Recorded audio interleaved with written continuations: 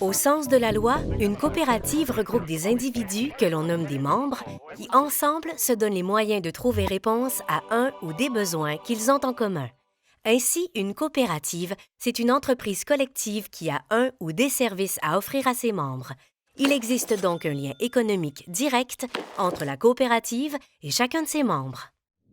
Au Québec, les coopératives couvrent l'ensemble des secteurs d'activité: funéraires, scolaires, agricoles, alimentaires, ambulanciers, services à domicile, pour ne nommer que ceux-ci.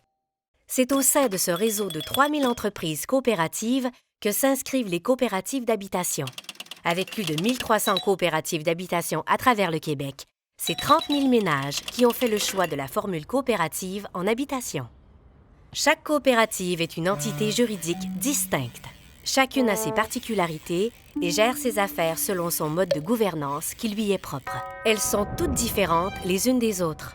Certaines sont de petite taille, tandis que d'autres se composent de grands ensembles immobiliers. Elles sont pour la plupart locatives, mais les coopératives de propriétaires voient actuellement le jour.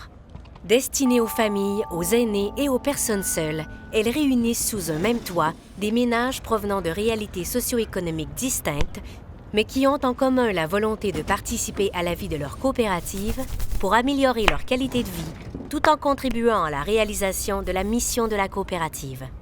La place des membres est cruciale dans une coopérative, puisque, selon la loi, ce sont eux qui doivent en assurer le contrôle, nécessitant leur implication concrète au sein des instances. Les instances de la coopérative sont l'Assemblée des membres, le conseil d'administration et les comités. L'Assemblée, composée de l'ensemble des membres de la coopérative, se réunit pour, entre autres, élire les administrateurs qui forment le conseil. Ce dernier a le mandat d'administrer de manière collégiale les affaires de la coopérative. Pour aider le conseil à l'exécution de ses tâches, des comités sont formés. Comités d'entretien, de finances, de sélection des membres, d'affaires associatives, de bon voisinage, etc. Tout ce travail réalisé par les membres permet à la coopérative de répondre à ses obligations légales, de faire rouler ses affaires et de développer un milieu de vie enrichissant pour sa communauté.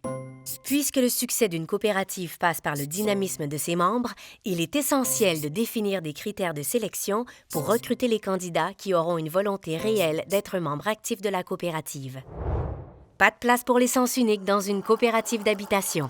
La coopérative offre à ses membres un logement abordable ou à faible coût, un milieu de vie stimulant et une participation à la prise de décision, un membre égale un vote, en échange d'un loyer et d'une participation active et concrète à la vie de la coopérative. La coopérative d'habitation, c'est bien plus qu'un logement. C'est un milieu de vie.